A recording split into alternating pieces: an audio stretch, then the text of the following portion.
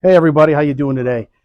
Today we are going to look at the new AJE Tubular subframe. There it is. Check it out in all its gorgeous beauty.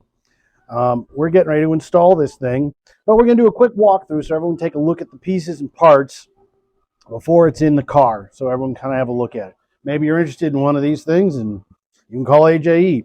I'm not promoting them. I just get to install it, so we're taking a look. As you will see, it's powder coated black. It is very nicely done. The welds look pretty good. Everything looks pretty nice and square. We got polyurethane bushings with steel sleeves in each one for the motor mounts. Got motor mount brackets there. I've yet to determine which ones are right and left, but we'll do that when we're under the car. But it's a real nice piece. Real nice welds, nice cutout. It's pretty well made.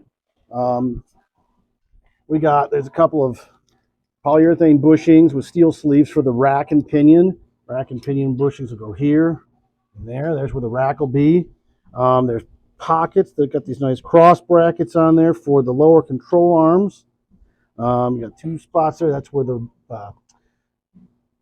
anti-sway bar mounts right there. This is where they mount to the body. One of the neat features about this, and I'm excited to kind of see how well this works, is they made a tubular A-arm. They've redesigned from the T-Bird suspension.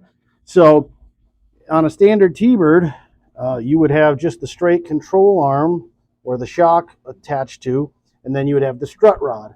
And in these cars, the strut rod bushing has always been sort of a source of pain, especially since the supply of good factory ones are hard to come by. I know, Bill at Super Coupe Performance has a version he's made, but anything other than those are pretty crappy, as most everyone knows. So what these guys did, they've got ones with polyurethane bushings here. They actually looks like they have like a real nice version of like the factory forward bushing to hold the lower of the shock, which is pretty nice. And it's nice thick, looks like 3/16 steel. And they've used a Mustang ball joint. I got to press on these rubbers, but it's pretty stout. So nice. And these are, if you take a good look, they're pressable. They can be pressed out so you can service this down the road. Yeah, that goes on there. And I think the neck of the Mustang ball joint's a little longer, so it comes with this little sleeve. It's tapered. So when you put that in there, before you put the bolt on, that sleeve goes on to grab the top of the taper, and then you put the nut on. It's actually all pretty simple. And these arms should slide in there into the pockets. I'm not going to push real hard right now, but that's how it'll go. And this, like I said, the strut rod would have gone here. And then it all comes with a kit of bolts. I will say that they didn't include any kind of instruction kit. I sat with this for about 5-10 minutes just to kind of look through it. They gave you a parts list, but that's pretty much it. So in putting these on, I would say we're going to be reusing the factory hardware to mount the plates to the engine for the motor mounts. And then we will be reusing factory hardware on the sway bar. But that's interesting because they're not threaded, so I'll have to think about that once we get into that. That might require a nut and bolt. And then you will use the factory hardware on the mount bolts with the E18 stars. So it all looks pretty good, but I guess theory has to be put to the test.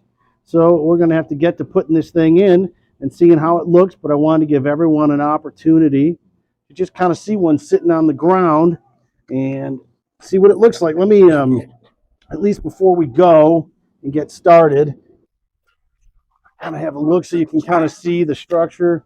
They got nice cross bracing there. Everything should be pretty strong. Should give you a lot of access from the underside of the car compared to the original design from Ford. So it's pretty exciting stuff. It was nice that AJ spent the time to redesign this, considering all of us T-Bird people are kind of a small group. So hopefully this will be a cool upgrade for this Super Coupe that this is going in here shortly. So cool, guys. I hope you guys enjoyed this, and pretty soon we'll see it in the car. Thanks, guys. Thanks for watching. We'll talk to you soon.